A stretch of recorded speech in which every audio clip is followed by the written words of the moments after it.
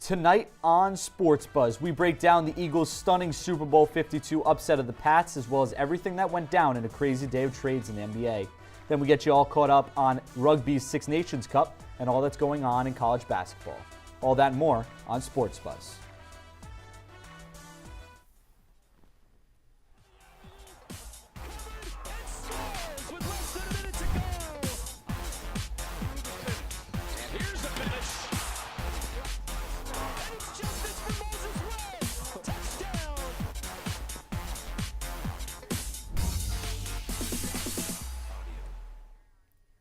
Welcome to SportsBuzz. I'm Gino Ganello alongside Cody Jones, and joining us right off the top here, we have our NFL analyst, Alex Moore. Alex, how you doing today? Glad to be back again. We're glad to have you back again, especially on one of the biggest weeks after the Super Bowl, now transitioning into the offseason. It's going to be interesting. Right, definitely going to be interesting. It was, I think, a great game all around. Was this, how you expected it to go with the Eagles ending up with the advantage in the end? Like most people, I had the Patriots eking this one out. It was certainly a lot higher scoring than I anticipated, and not quite as close as I had anticipated either, but still a great game all around and still had plenty of drama. Yeah, absolutely. It was a fantastic game from start to finish, which is unlike the game last year, which everybody's calling one of the best Super Bowls that, has ever been played, the great finish and whatnot. But there were a couple plays that were, questionable in some facets, one particularly being the Ertz TD that they ended up ruling in the Eagles' favor. How did you feel about that one? I try not to hang my hat on these kind of calls with the referees. I always like to believe that even before we had instant replay that you couldn't make or break a game on one play, whether it was controversial or not, or whether the referee actually made the right call or not. So at the end of the day, they were in field goal range. They still would have gone up with a field goal. The Patriots never got into field goal range on the ensuing drive. The fumble happened well before that. So at the end of the game, when you look at it, I'm not sure if it made much of a difference or not, whether Ertz got his touchdown or not. I think the Eagles still come out with a win anyways. Yeah, I think the one big thing that everybody was talking about is how the play looks similar to the Steelers TD earlier in the season. I think that's something that everybody's been bringing up. But in the end, I know about how you guys felt about it, but I felt it was a touchdown. And I agree with that, too. I think that it was one of those things where the refs took a look at it, and it was, the other thing that we have to consider is, they're going to go with, if they don't have that inconclusive evidence, they're going to go with the call on the field. And, kind of my gut feeling looking at that play and a couple others during the game, that's kind of how it played out. And I think some of the keys there with the Patriots and kind of what ended up happening was, they missed some key field goals. Gostkowski had kind of a tough game, and I think there were just a lot of different things that happened for them. Yeah, and I don't know how you feel about this, but I personally felt that special teams was where they lost the game. There was that play at the end of the game, which I thought was absolutely unnecessary, and lost like a lot of yards. Lost a lot of yards there and a lot of time that they could have used in those final seconds to, maybe have a shorter pass to the end zone. Special teams did make a difference, but again, kind of went the opposite as to what I was saying. I said it may come down to special teams, but I would have thought that the Pats were going to have the edge there. Historically, the Eagles have had their issues with special teams, but even with an older kicker, it didn't seem to go, they just had all the breaks in this one as well. So switching gears a little bit, obviously there's been some changes head coaching-wise in the NFL with, obviously Patricia departing from New England. What's your opinion on some of the changes going on right now there? Definitely be keep my eye on Detroit next year. I think this is a really interesting choice for them to go with. I'm going to be really watching to see how he does in his first year as the head coach. And they have some good pieces over there. They have some really good pieces on defense as well. Obviously, star at quarterback. So, I'm definitely intrigued by that one already. It's so early in the offseason. Yeah, and Matt Patricia did a great job in New England for the most part. The beginning of the season was a little rough, and of course, giving up 41 points in the Super Bowl isn't great. Another coach that was on New England that was supposed to move to the Indianapolis Colts was Josh McDaniels, but he didn't now. How do you feel about that move, and do you think it was the right move to stay in New England? If I were in his shoes, I think it's hard to say. You could flip a coin and make a decision on this, but you've already got a good thing going. It could be that he was thinking, well, at this position in my life, maybe it just makes more sense to stay put. I mean, he's got a great job where he is. Indianapolis, there's a lot of cleanup to go there. You look at Detroit, much better situation for Patricia because they have a decent team that just barely missed the playoffs this past year and have been on the cusp the last few years of being a really good team. Then you got Indianapolis that just can't seem to keep it together for a whole season, even though they've had a good quarterback and they've had some good pieces. They really just haven't been able to string together a good season consistently. Yeah, and a quarterback can make or break a team, as we've seen with plenty of these teams, especially the Indianapolis Colts, where they don't have their starter. Moving to a quarterback that played in the Super Bowl this year and could be on the move, how do you think things play out for Nick Foles coming next season? Well, I think that there's going to be a lot of hype before anything happens. There's going to be a lot of hype with the discussion of who's going to stay in Philly and who's going to go. People arguing, well, you can't lose your job because of an injury, but then we've seen so many times where that has been the case. In this case, I just don't think that's going to happen, though. I think Foles is going to go on the move. He's got his Super Bowl ring. I think if he had played well and maybe they didn't win, but he had played really strongly, maybe there's a good chance he'll stay and be a backup, or maybe there's more controversy with sort of a flip at that position. Now that he has his ring, though, he can really test the market. This is what a lot of players do after they win a championship. In his situation, I think he does go somewhere else. Yeah, it'll definitely be interesting to see how it plays out for him. And he did have a great end of the season, Cody, and it obviously could mean big money for him. But I guess the question may also be, you think it's a product of the system? How Carson Wentz, they developed him so well, and Frank Reich and John DeFilippo, do you think they developed him, Nick Foles, as well, and really was just a product of the system? Or do you think Nick Foles has the talent to go on and be a talented quarterback somewhere else? I don't think that's quite the case here, because when he was with Philly a few years ago and was a Pro Bowl style he was a Pro Bowl level quarterback. It was a completely different team, a completely different offense, even though it's only been a few years. He didn't have such a good go of things when he went to the Rams, but clearly there were some other issues going on there. I don't think it was necessarily his fault. He had great success at every other level. He's been around a few different teams. I think it was just the right time, the right place. He just got his opportunity and made the most of it. It is a little bit tricky here because he is going to be going somewhere else, and a lot of times these guys just don't end up having the same career when they go somewhere else. So it is a risk, whoever decides to take him, but I think it's a risk worth taking in this circumstance. And then going into next season, what's your opinion specifically on both the Eagles and the Patriots? Where do you think they're going to stack up in the league? Well, that's going to depend a lot on what happens in the offseason, obviously. I think with the Eagles, though, they're going to go back to the original starting quarterback. Looks like a lot of guys are going to be staying put, coaching staff, everything else, so they have a lot to look forward to in the future. The fact that they have a young quarterback who is having such a great season probably would have been the MVP had he not gone out with an injury, I think, because his numbers were so good.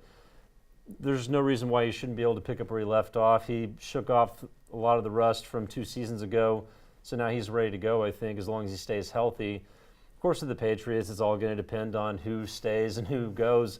Still no word about the quarterback or the head coach and what's going to happen for them, but early on here, they are the favorites to go back to the Super Bowl. We haven't seen that happen between 2 teams since the early 90s with the Cowboys and Bills. I don't think the odds are very good for both teams going back to the Super Bowl, but just one little factoid I was writing down earlier. The Eagles were a 60-1 odds team to go to the Super Bowl going into this season, and you look at what happened there.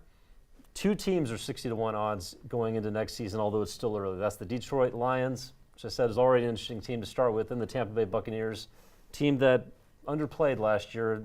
If they can rise up to the potential, who knows? Yeah, it'll definitely be interesting, and I think one of the keys to the Eagles especially is keeping that defense together because it was so talented this year, and they played so well. And the Patriots, you never know what they're going to do, but they always make this big move, or they make a move that you don't think is big at first, but ends up being huge in the end. And it'll definitely be interesting to see how that plays out. Alex, thank you for joining us. Your insight is always great. We love having you on the show. Thank you. We're going to take a quick break, but after this, we're going to get you all caught up on all the NBA trades that went down today and in the past, and we're going to also get to some rugby and college basketball as well. Stay tuned.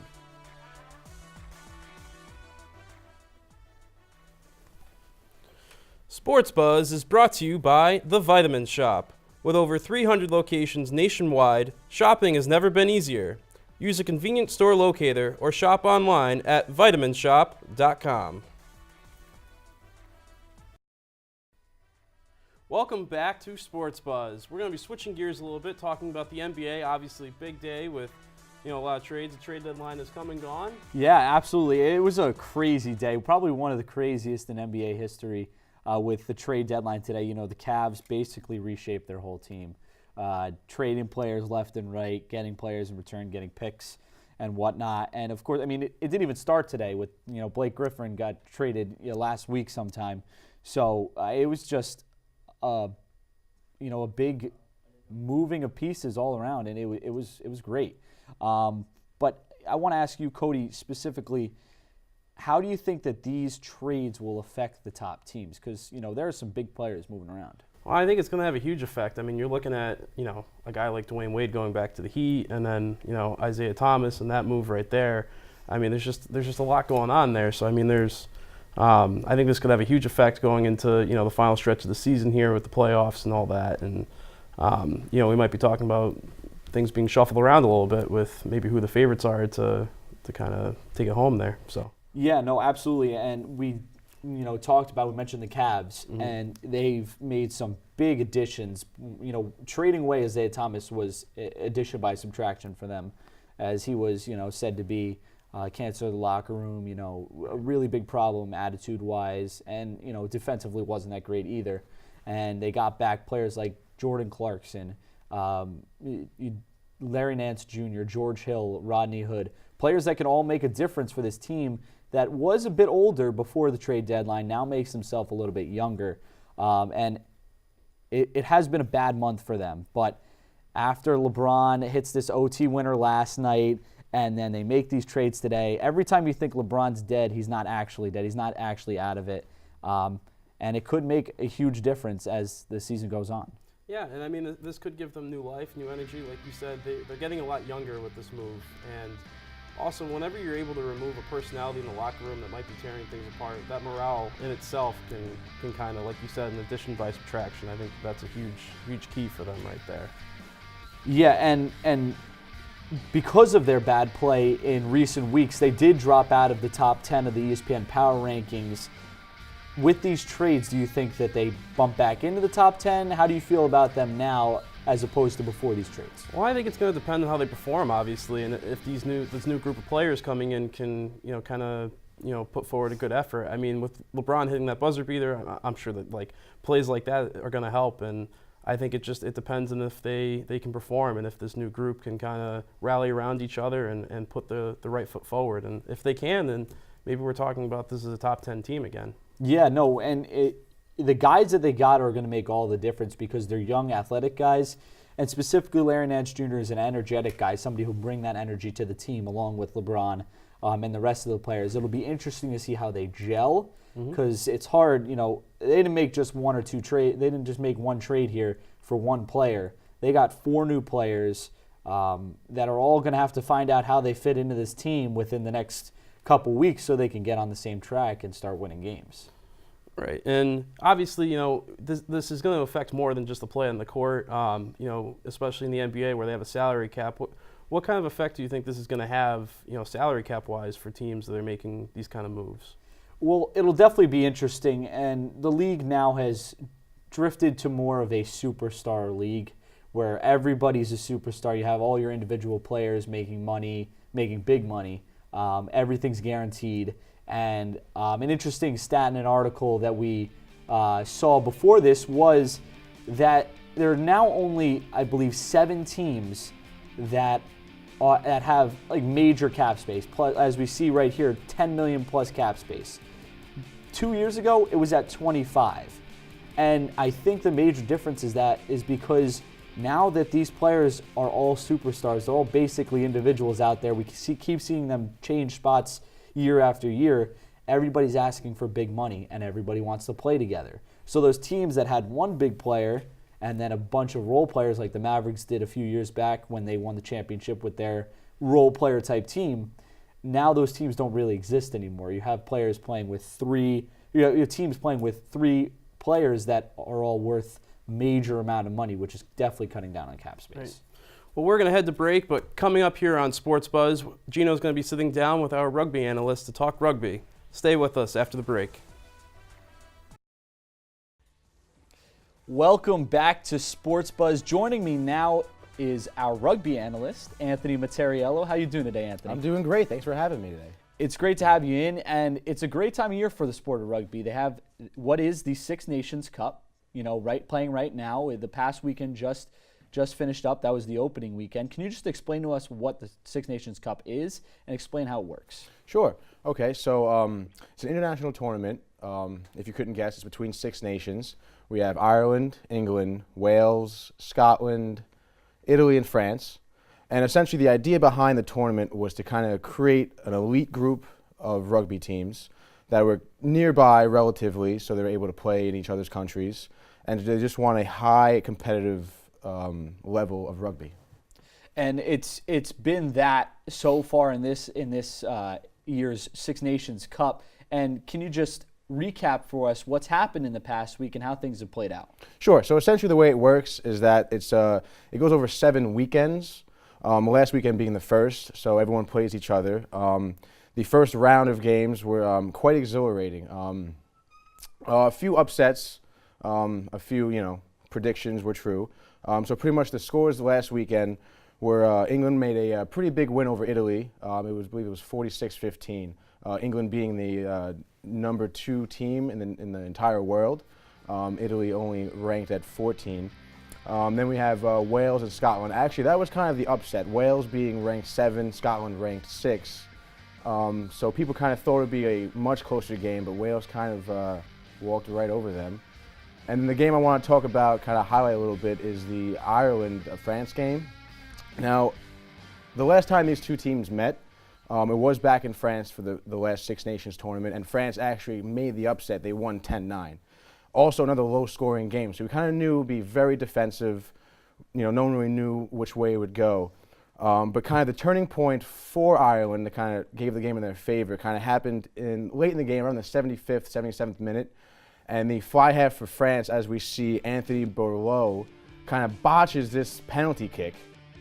Now that kick would have put them up 4 against Ireland, kind of forcing them to get a try to win the game. So now we're going to see, this is extra time, the 83rd minute.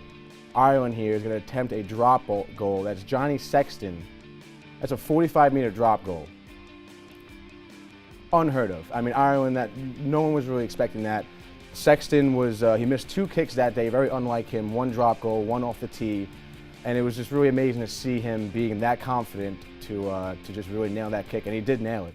And that was a huge win for Ireland. They got the 4 points they needed. And as of right now, they're ranked first for the Six Nations. Even though it was the first weekend, that is a pretty big win for them. So, the first week's over now. The teams have, felt each other out for a little bit. They have game film watching each other. Now, how do you see the rest of the tournament playing out? Do you feel like the results from this past weekend are kind of what we're going to see the rest of the way? Or do you feel like things might change up a little bit? I do think they're going to be relatively the same. I think Ireland will continue to win, as well as England. They are ranked 2nd and 3rd in the world. I think the biggest competition they're going to have, though, is probably Wales. I think that pretty big upset against Scotland, they're going to have a lot of momentum going to the next few weekends of the tournament, and they're going to be kind of hard to beat. Yeah, it's definitely going to be interesting to see. As I'm a person who's just really gotten into rugby, someone who's just starting to really understand the sport a little bit more. How much has this tournament grown compared, and how much does this tournament mean compared to the other tournaments that we see around the world? And how much has it grown along with the sport of rugby? Well, originally the tournament was actually called Four Nations. So there was only 4 teams in it. And that was back in the day where rugby really isn't as popular as it is in the world, so there really weren't that many elite teams. Now, as years gone by, they added Italy, they added France as their national teams kind of gained traction in the rugby world. And today there are even more countries that are getting that traction. So those countries are trying to kind of gain access to this tournament, which they're trying to keep very elite and small to begin with. So we'll kind of see where it goes. But rugby in general, there's been many more tournaments. There's the Rugby World Cup. That's also very large. So yeah, it's definitely been growing. Yeah, personally for me, I know I've been able to watch a little bit more of rugby on TV now as NBC Sports has picked up a TV package for them to watch here in America. So it's definitely something that's growing in America and around the world more or less. how do you see rugby playing out in the next 10 years? What lengths do you see it going to? Well, I mean, I absolutely think it would become more popular in America specifically. I mean, they did just recently add rugby back into the Olympics, this past Summer Olympics. Although it is sevens rugby, 7-on-7 as opposed to 15-on-15. It's a much faster paced, higher scoring game, which I can see why, Americans or anyone else would find that appealing. But I think 15 specifically will gain traction. Our national team has been qualifying for these tournaments for the World Cup. So, I mean, I think it would be growing exponentially in the next 10 years. Well, we're hoping to see our national team out there in the Rugby World Cup in the coming years, and we're hoping to see rugby more on TV. Anthony, thank you for joining us. Thanks for having me, Gino. We're going to have to take a quick break, but coming up after that break, we're going to get you all caught up in the college basketball world after a couple of huge upsets. Stay tuned. Sports Buzz is brought to you by Berkshire Hathaway. Prudential Home and Sale is now Berkshire Hathaway. New name, new look, same great company. Welcome back to Sports Buzz. For the final few moments here, Cody, we're going to get into a little bit of college basketball, and there were some big upsets. Indeed, there were. I mean, you had the number one team in the country, Villanova, falling to St. John's, and then also Ohio State over Purdue. I mean, those are two that we probably didn't predict going into the season looking at that schedule there. Yeah, I mean, St. John's had lost 11 straight games going into the Duke game in which they upset Duke. And they come off that game and go upset Villanova at Villanova. It was really crazy. And then, of course, right here, Purdue and Ohio State was an unbelievable game. Purdue has been terrific all year. Ohio State had that big win over Michigan State and really has been rolling since. And the big reason why is they've been, rebounding the ball. The two games that they've lost in the past 13, they've been held to 25 rebounds. Other than that, 35 and over. So it's been a huge part of their game, and that was really one of the keys to this win right here. And then, of course, you got the Duke St. John's game at the Garden. One of my favorite games of the year. Just because when these two teams go at it, it always seems to be like a very good game. Right, absolutely. And I mean, just talk about snapping a win streak and snapping a losing streak rather in a big way there, going against the number 4 team in the country and just kind of taking it. And that was definitely a huge upset right there. Yeah, I mean, absolutely, and it's definitely going to shape the way that March Madness plays out in a month. Who's your team to watch going into that tournament? Well, I mean, I think Villanova is always one of those teams that we always have to keep an eye on. I mean, obviously they're now no longer undefeated, but I feel like every year that they go in there and they're one of those teams that you always have to kind of keep an eye on. Maybe also Ohio State with the big game that they had last week as well. So. Yeah, I'm normally a Virginia guy. This year playing good defense, but somehow they always seem to fail me when I get into my bracket. So probably won't be choosing them this year, even though I like them again. That's all we have for you guys today. Thanks for joining us. I'm Gino Ganello. I'm Cody Jones. See you next week here on Sports Buzz.